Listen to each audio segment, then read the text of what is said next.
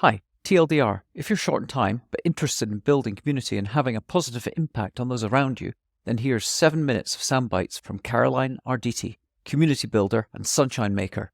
Now, if you do have time, you're on a run, a cycle, a drive, please do check out the full episode. Caroline will really make you feel alive.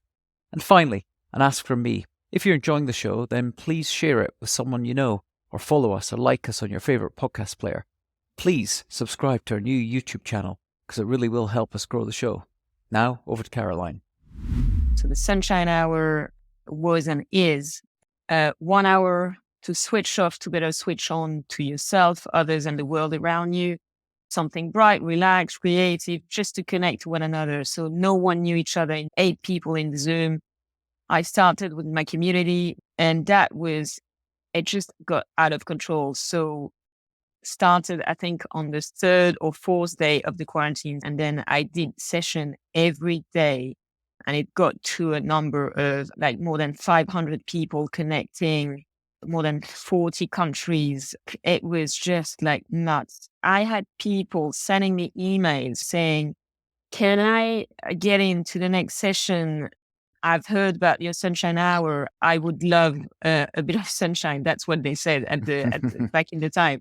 But at the end, so that was kind of unexpected, because so I had so much fun, like facilitating all those sunshine hours, and at the end, not only was I witnessing people doing business with each other, people becoming friends, connecting, growing, starting some conversation, and put themselves into action mode. And for myself, so I had just found my why just out of being in quarantine. And it's just because, and I think that's coming back to your first question, that in this time, like very challenging time, like my thing was, I knew that I couldn't spend my energy on what I couldn't control.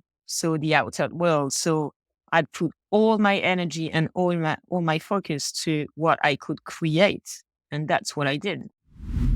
I think smiling is the best first connection you can have with someone without even talking. And when I say like coming back to basics, it's just like simple, random acts of being a human that helps you connect with each other and make the world more human. And I think smile. So if you think about it, like back in the days as babies, we would smile like 400 times a day, 400 times.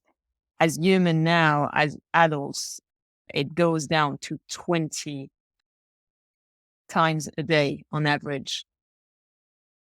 But the last number is one of which that I'm sharing with the world always, is if you smile to one person once, it impacts 500 smiles in a day on a row.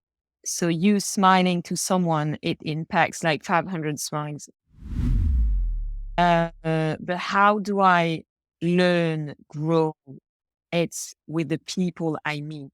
And one of my rituals that I've been doing for the last 15 years, I'm taking one coffee with a stranger per week. So that's been going on for 15 years. And that's just amazing how I've learned what I did, the stories I got. And you never know what can happen over a cup of coffee. It might be in real life. It might be over a screen. But it's just an amazing way to learn the world and to find. It's also a way for me to get inspired every day. And that's not easy on a daily basis, but I need to be challenged. I need to be inspired from morning to night. But I'm very curious of people and the world in general. And I think I managed to learn and to get into my brain stories that are told by people. If I talk to someone or someone tells me a story, I will connect the dots, and it might actually trigger something on the work I'm doing right now, or any connection, any weird connection. And it's going back to what you said before, serendipity. And very unconsciously, I was planting seeds. But again, it's when you look back and you connect the dots that it all makes sense. And it's not going to make sense, whatever you do, actually. Sometimes it's not making sense, but just continue planting seeds. And over time, you're going to know why you did that. And I think why it works for me and why it's still inspiring me and I'm still doing it 15 years later, it's just because I'm doing it in a place of love and not to show off on social media, because what I do is very basically I reach out.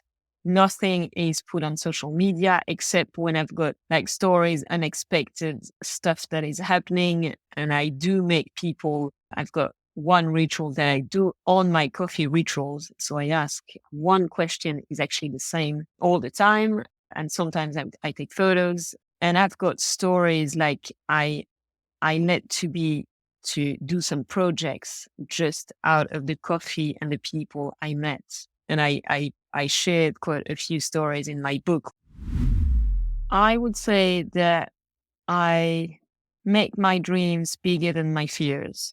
So I tend to go where my fears are the highest, because I do believe that, like, first, behind a fear, there is a deep desire of something. And I think by stepping out of my comfort zone and challenging myself more and more, I actually tend to lower my fears with times. And I think it was very true. And it's always been true. But again, the last 4 or 5 years, as I shifted, like, there's so many things. Like, just last year, if I remember last year, because I did kind of a sum up of my 2023, I bloody jumped. I jumped out of a 7-meter cliff into ice water. Oh, So that was like, come on. It's just like, it's just something I was so scared of. I climbed a mountain in Poland. It was minus 25 degrees. I was in shorts, and I'm still alive and smiling to you, Mark. So wrote a book, and I'm not a writer. So it just convinced myself that I've got all the tools inside and I can achieve anything. And just remembering all those. And when it comes like all those times of self-doubt, uncertainty and everything, I just I just remember all those happy achievements and stuff that I did where I got out of my comfort zone. I've got the image right there and I'm like, okay, yeah, 7-meter cliff jump. Yeah, that's fine. So I'm ready for anything. I think that helps me.